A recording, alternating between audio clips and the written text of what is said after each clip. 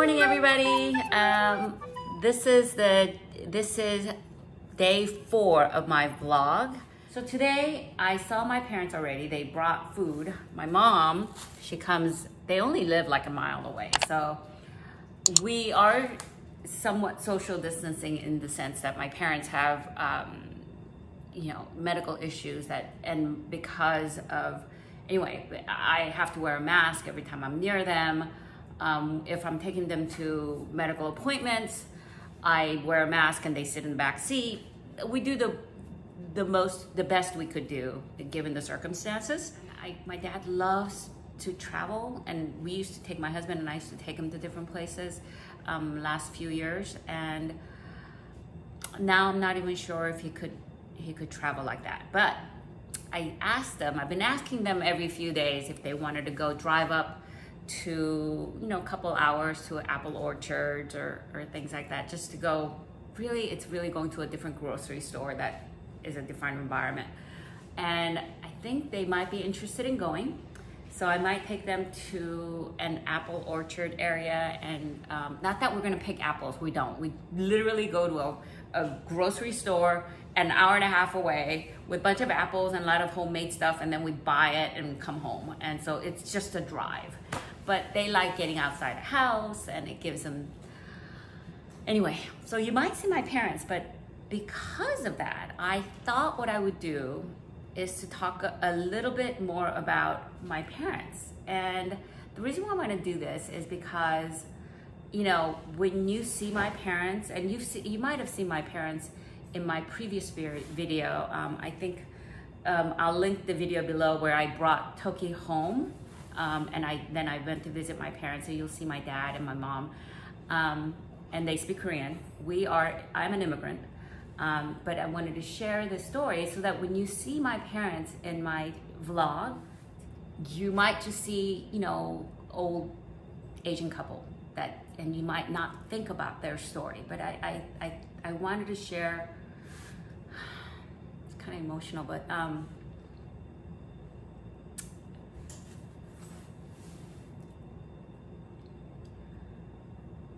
I wanted to share with you how wonderful and incredible people they are. Okay, get myself together. Okay, so this is we immigrated when my dad was around 40, and we immigrated with my mom got a job. This is how we immigrated. My mom came here first. And she got a job as a nurse's aide, taking care of an invalid woman who was bedridden, who was around 350 pounds, and she took care of her. She lived at their house, and she took care of her. And that's kind of a job. To be immigrated into this country, you have to have skill, or you have to offer something that Americans, that's open, right? Americans don't necessarily want to take. So that's how we immigrated. That was, and then she invited the rest of the family. So can you imagine, in your 30s, you leave 3 kids behind in your home country, and you're by yourself into this country. And I don't know how my mom did it. At the time that my mom left, my sister was like 2 or 3. I was in elementary school, as was with my brother. So that was really, really hard, right? But long story short, she's an incredible woman. Once she finished her job doing that, we all came to this country. They both had a very, very difficult time finding a job. They went through unemployment agency to find a job. He was told by unemployment agency that there was a job as a janitor at SeaWorld, and go and get interviewed. He went to get interviewed, and then was told that it was already filled. So then he went back to the unemployment agency, and they said, no, it's still available. So he went back again, and bottom line is that he didn't get the job as a janitor.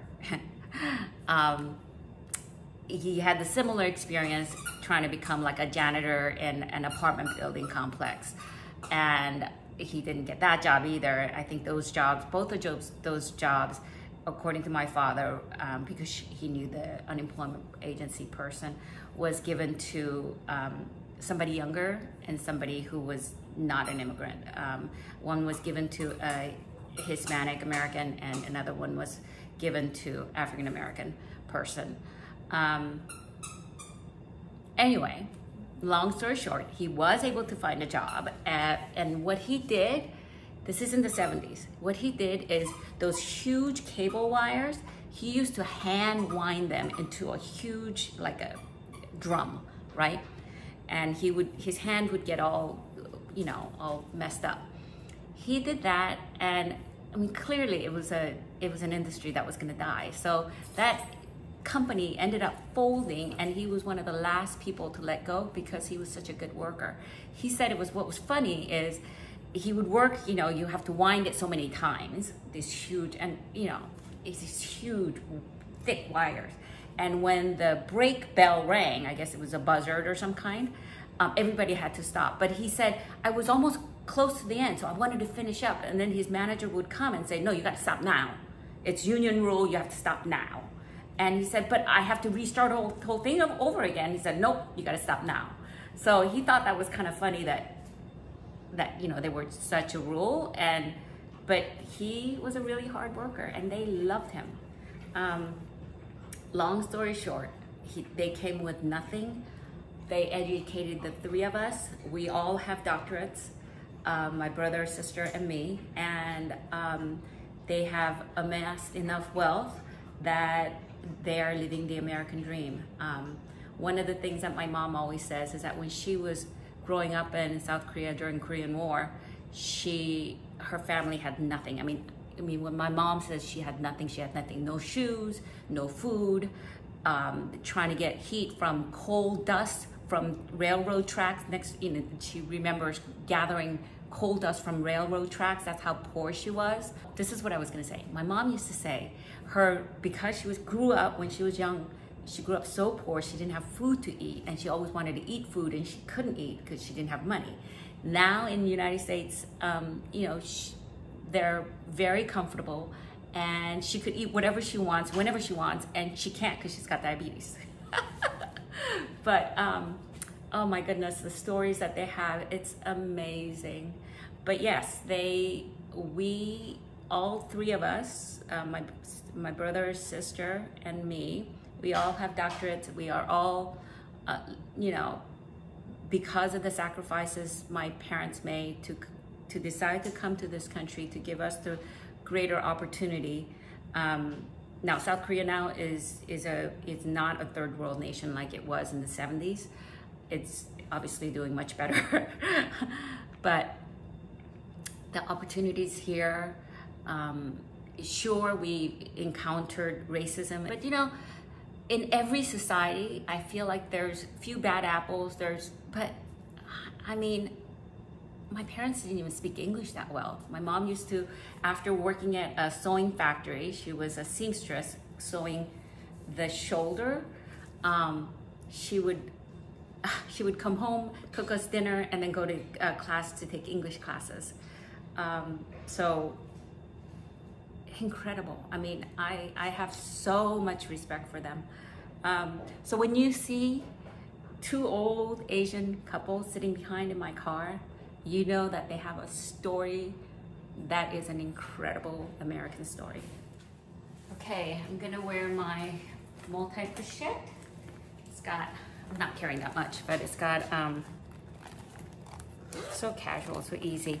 It's got my white, I gotta put my mask in there, my Zoe wallet, my clay with the driver's license and my keys, and in the front pocket I'm gonna put my headphone and my phone. So it's gonna look like this. It'll be easy. I can carry stuff that I need to and just not be in the way. Very comfortable. I also put my selfie stick in there. Huh.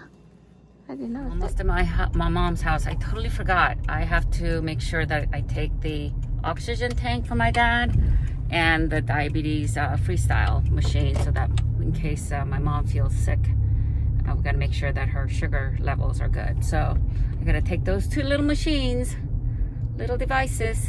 Okay, so here we go. Wish us luck. Hello, what's that? Kimbap. Oh, okay. Yeah, you never know. What about diabetes check 하는 거? No, we need it. How about your oxygen machine? We need that. Okay, the mouth guard.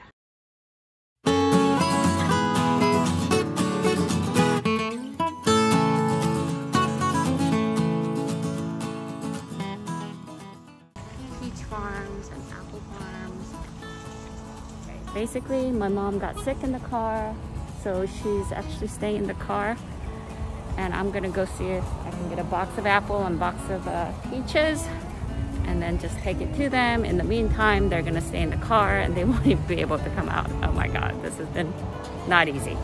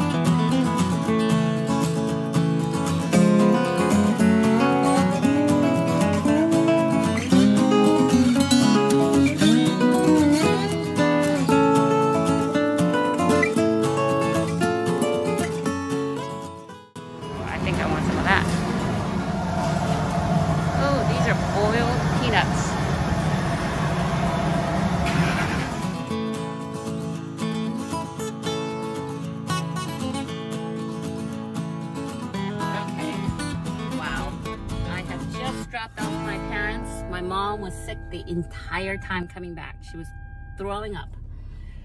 When we were almost at the orchard, she ate something in the car and then it just got stuck. And then she was like throwing up the whole time we were there. She couldn't even go inside the store. So I went by myself, got some apples and peaches and some zucchini. And then all the way down here, she thought it felt like she was getting better, but it wasn't. And then the moment she walked into her house, she was like, oh my God, it's completely better. I don't feel like I have to throw up anymore. So anyway, my dad had, I think he went to the bathroom at the store, at the country store. And then he came out and I wiped his hands and all that stuff. He didn't even get to go shopping. My mom never went inside the store because she was throwing up. And so it was a disaster. But my dad, I think was okay because he got to go outside the house. And we talked the whole time. And I told my mom, as soon as she got into her house, she's like, oh my God, I'm all better now. I think it's all better. And I said, you old lady, I can't take you anywhere. And we had a good laugh. So now I'm gonna go home.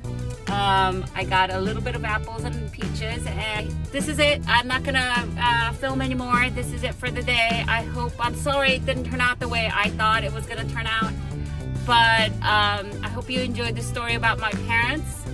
I didn't get to film them too much, but if you like this video, please consider sharing, subscribing, and clicking the bell notification so that you'd be notified every time I upload more videos. Okay, bye guys. See you tomorrow.